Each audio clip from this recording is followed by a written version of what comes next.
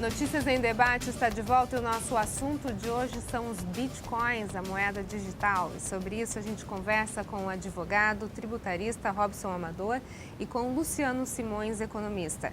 Bom, no último bloco agora, Robson, você estava falando sobre, acho que a Austrália, né, que está querendo dar um incentivo. Exato. E nesse caso não teria uma tributação sobre o Bitcoin. Por que um país permitiria isso? O que ele sairia ganhando nisso? Na verdade, o grande interesse de um país numa situação como essa é você trazer do mundo virtual para o mundo real riqueza. No momento que ocorre essa reversão da moeda virtual, né, e trazendo os efeitos para o portador, né, em termos de aumento de riqueza, com certeza quando ele materializa essa riqueza vai gerar mais consumo. Né, a partir do momento que ele aumenta o seu capital, uma expectativa de consumo, aumentando o consumo, isso acaba refletindo na economia.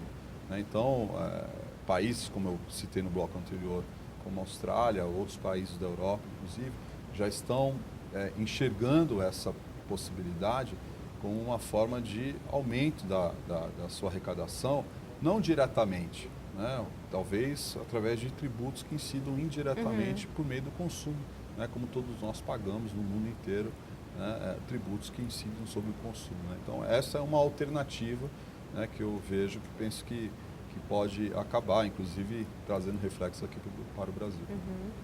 Você teve já algum exemplo de pessoas que utilizaram o Bitcoin dessa forma, assim, que acabaram materializando ele?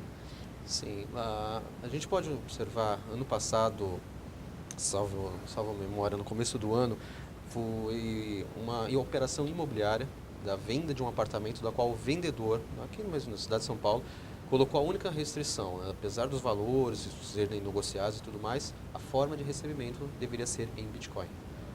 Então, a transferência entre eles ocorreu até de uma maneira extremamente mais simples do que a bancária adequada, né? Pagou os tributos, né? Recolher os impostos por questão de já existir o imóvel, né? Tem toda aquela documentação, mas a forma de pagamento, né, consistiu apenas uma troca no chamado QR Code, né? Da transferência do recebedor, né? E do devedor, nesse caso, entre eles. Isso, de certa forma, torna a negociação mais segura? Por exemplo, ninguém vai assaltar o cara, né? Porque ele não tem nada palpável. Sim. Você acha que essa é a grande sacada agora nesse período de muito assalto, muitas incertezas? Sim, eu diria até uma questão. O Bitcoin, na verdade, está se destacando como uma moeda virtual.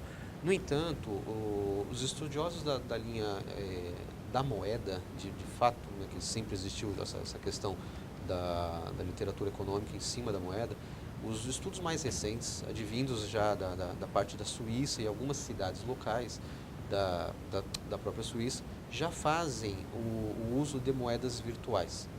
Os bancos, eles estão retirando a moeda física de circulação. E isso é um estudo, né? Algumas universidades da linha de economia estão praticando isso com bancos centrais da linha europeia, ou seja, não é bem o Bitcoin, mas essa tendência a uma digitalização, ela já ocorre. Não, em algum momento, o mundo passará por essa digitalização total. O que eu reforço, é bom para as questões, principalmente de segurança, eu acho que narcotráfico, essas questões que infelizmente vão trabalhar somente com dinheiro à vista, você retira, porque uma vez que você ponha duas pessoas para fazer uma transação dentro de um sistema digital, existe a sua figura digital e existe a minha. Se alguém quiser rastrear, ou se o governo tiver acesso a esse rastreio, é permissível. De repente, acredito que sim, em algum momento os governos possam, né, solicitar isso, até por questões da receita, como a gente vê hoje. Mas a própria situação de segurança, não só por não haver a transação física da moeda, mas da segurança digital. Mas não foi exatamente esse o motivo que não seria rastreável, por isso que foi utilizado o Bitcoin no pagamento desse cyberataque? Pelo menos é o que algumas pessoas indicam, sim. né? Que é mais difícil de rastrear de onde está vindo, para quem está indo, quem está recebendo, não é Sim, isso? atualmente a rede de computadores que faz o sistema do Bitcoin, eles garantem que é totalmente, né, privado essa situação, não tem divulgação, fulano tem tantos bitcoins. Não existe isso.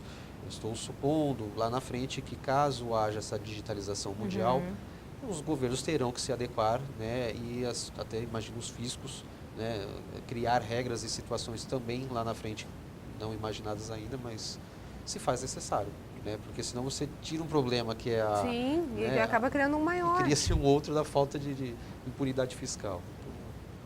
Como é que você vê isso, Robson? Eu não tenho dúvida que mais cedo do que nós possamos imaginar, a Receita Federal do Brasil vai regulamentar. Né? O indício que eu tenho é porque nessa última declaração do imposto de renda que nós tivemos agora, 2017 referente a 2016, no campo de perguntas e respostas, que é um manual prático, né, que a Receita Federal disponibiliza a todos os contribuintes, já disponibiliza 2 perguntas e respostas acerca do Bitcoin.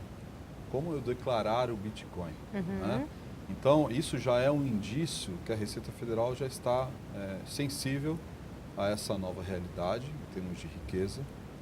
E como tudo que envolve dinheiro, riqueza e tributo, demanda, necessita de lei, de norma. Aqui no nosso Brasil, no nosso país, nós não temos a condição do governo, poder executivo, de poder estabelecer regras, a não ser por meio de uma lei.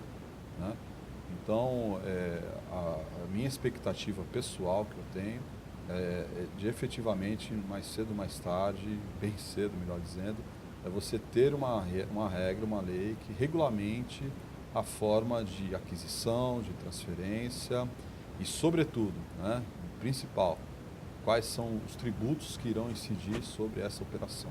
Porque do jeito que o nosso país está, daqui a pouco os nossos políticos podem achar alguma forma de esconder dinheiro com Bitcoin. Seja por meio de Bitcoin. Então, essa é uma questão, é uma tendência mundial que todos os fiscos, né, do mundo ou dos países que estão, por exemplo, vinculados ao CDE, né, tem ali a migração de informações entre eles a cada evento que possa transformar em riqueza para os seus respectivos contribuintes, né?